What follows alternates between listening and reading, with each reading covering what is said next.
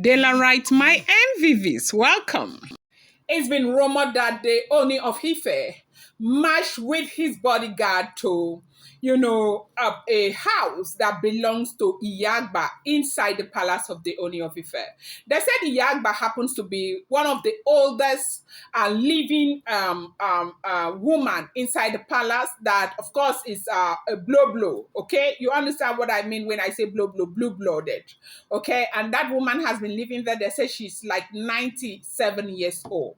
Now, I don't know if you guys have heard of, so many videos where they talk about the oldest woman in Ile-Ife. She may not necessarily be the oldest woman in Ile-Ife, but because she lives inside the palace of the Ooni of Ife, they refer to her as the oldest woman in Ile-Ife. So this woman is called Iya Agba. They say she sees, but though she is a blind woman. Now, they said that when Olori Naomi was inside the palace, Olori Naomi was very, very close. Like they had a closely knitted relationship with this woman. And when Olori Naomi left the palace, they said this mama cried for like 2 weeks. Mama did not eat. She was very, very upset that Olori Naomi left. But one thing that kept her going was because each time she spoke to Olori Naomi would tell her that she was going to return back to the palace. And Iya Agba says she is never going to pass on to meet with her ancestors until Olori Naomi returned back into the palace of the Ooni of Ife. Now, she is so well respected, well taken care of, okay, in the palace. She lives inside the palace of the Ooni of Ife. They say she is. Of course, we do know that there are a lot of people who live in that palace who have been living there, even when Kabiyesi was growing up, with due respect, sir. They have been living there, okay? It's the palace, it's a very huge traditional community. And now, it's not like it's only the Ooni of Ife, the Ojaja the second that lives there. When Ojaja the second is no longer the Ooni of Ife, the next Ooni of Ife is going to come and live in the same palace. Now, this woman, they said for a very long time now, Ooni of Ife and this woman, they've not seen eye to eye. But of course, Ooni takes care, and people going to prepare food, take care of the woman. The woman is so well taken care of, okay, and respected, because she sees a lot. So what happened right now as we are hearing? They say Ooni started marching towards Yagba's house, and people were wondering where he was going. They said when he got there, they said Kabiyesi knocked and went inside Yagba's house, that old woman that was sleeping, and Kabiyesi went there to go and find out why Yagba told Queen Naomi not to bring Tadenikawo into the palace. So rumor making the rounds on media is that Ooni had concluded arrangement with Queen Naomi to come to the palace of the Ooni of Ife with Tadenikawo to also be a part of the naming ceremony of Queen Tobi's children. Okay, their new prince and princess. And Olori Naomi had agreed. Everything was in place. In fact, I'm going to bring most of the arrangement that the Ooni of Ife made on the next video and the next video, so this doesn't get too long. Let me not digress. Let me continue. Okay, and so we heard that the arrangement, everything had been concluded, and Olori Naomi agreed to come, and Olori Naomi had agreed to come with the mother and Tadenikawo, okay, and they were going to be part of that event because Ooni wanted that event to be like their first official public appearance. For like 2 years now, no one has seen them together because there have been a lot of both bas, I will do, I will not do, you must do, I no go do, you go do, I no go do, I know they do, I know they come, okay? Now, I'm not going to take you back to that memory lane. Now, what happened? We heard that it was Iya Agba who called and asked them to dial Queen Naomi's phone number. I told you from the very beginning, they said that she's been in touch with Naomi, and Naomi has been in touch with her because Naomi sees her as a mother. When Naomi was in the palace, they said Naomi and that woman, they were very close. Most times, Naomi would go and pray for the woman. Most times, the woman will be praying for Naomi. That they said 3 weeks before Naomi finally left the palace, the woman called Queen Naomi. And when Queen Naomi came, she prayed for Queen Naomi and gave Queen Naomi that water to go and and wash her face and told Queen Naomi that everything was going to be fine with her.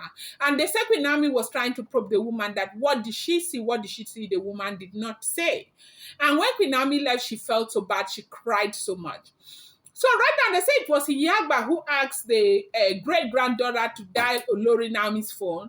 And the great-granddaughter dialed Olori's Naomi phone. And Yagba warned Naomi not to bring Tadenikawo to the palace on that Saturday. And that was why Naomi did not show up. And so when Ooni of Ife went to go and meet Naomi, Naomi was trying to explain, but we heard that he did not even want to listen to Olori Naomi. They said he walked away and turned his back on Naomi. And they said Naomi was on the floor crying and begging Kabiyesi to please forgive her and allow, as in hear her out. But right now, you know that a lot of things are happening. We have heard about several manipulations and all of that. Maybe these are one of those things that they talked about that Nami and Oni will go through a very serious fight. I don't know if this is where it's going to start from. I don't. Now, welcome back to my channel. It's your girl, Del Rama, bringing fresh and spicy gist from the sauce and still on the royals. Daylight, my daylight, my super people. Daylight, my daylight, my super people.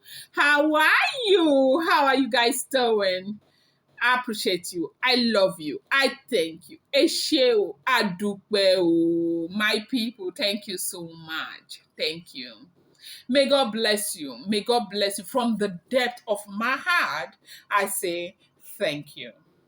If you are here and you're yet to subscribe, what are you waiting for? Kindly go ahead, hit that subscribe button and do not forget to turn on the notification bell. And do not forget to give this video a thumbs up. Thank you. That's how you set me up for recommendation. Thank you so much. Okay, we heard that Ooni of Ife has gone to express his anger, disappointment towards Iya Agba. Iya Agba happens to be the oldest woman in the palace of the Ooni of Ife that has got a closely knitted relationship with Olori Naomi. It is rumored that it was Iya Agba who put that call across to Olori Naomi, warning Olori Naomi not to bring Tadenikawo to that palace. And Olori Naomi hit that call or that advice from the woman. And they said at the point she had already finished dressing and she wanted to come to the palace. When that call came to her that she shouldn't bring Tadenikawo to the palace, they say, you know, her morals, everything just went down and she decided not to even come for the event. And that was what happened. And that was why Queen Naomi was not there. Now, what did Iya Agba say? Like, what would you say she saw that made her to put that call in a hurry to Queen Naomi? They say she is a seer.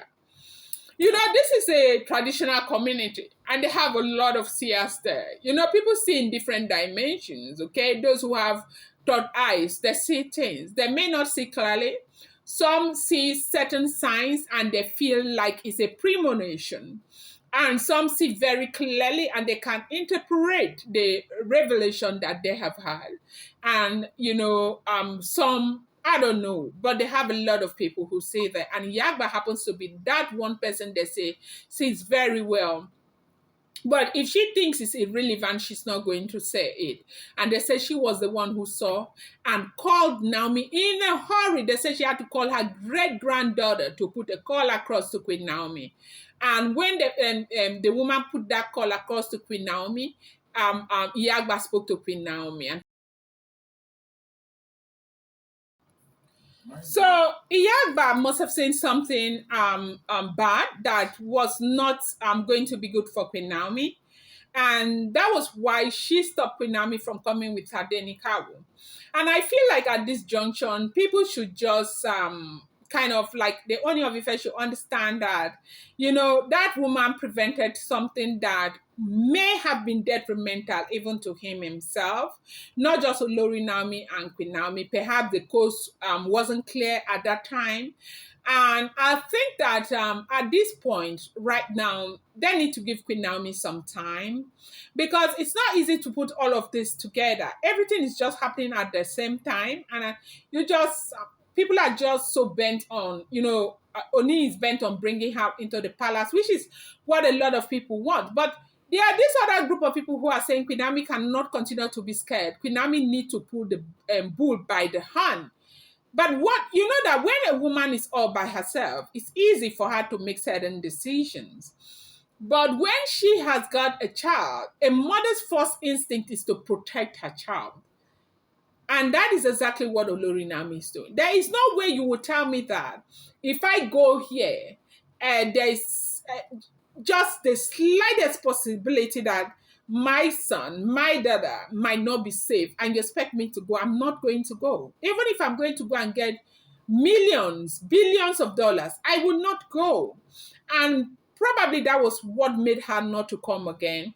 I kind of feel like the Ooni of Ife should listen to her and hear her own side of the story, but they said that Ooni of Ife was very, very upset with the Yagba, that it was Yagba that made Queen Naomi not to show up when Queen Naomi was supposed to show up for the kids naming ceremony, because Oni was very expectant. Oni was feeling like, okay, at this point, if this is made official, people will just know that the next port of call is for her return. And that was supposed to be the perfect event for that to have happened. Also, to also prove to perhaps the world that she is happy, even though these things are happening, contrary to the belief of a lot of people that she may not necessarily be happy because Toby had twins or had baby. Oni, I think, wanted to use this opportunity to prove people wrong, but unfortunately, Naomi did not come, and that was why Oni got really, really upset with Iya Agba. Do not forget, these are all alleged information. I'm going to bring you more update. I appreciate you guys so much. Daily right, my daily right, my daily right, my simple people. Thank you so much.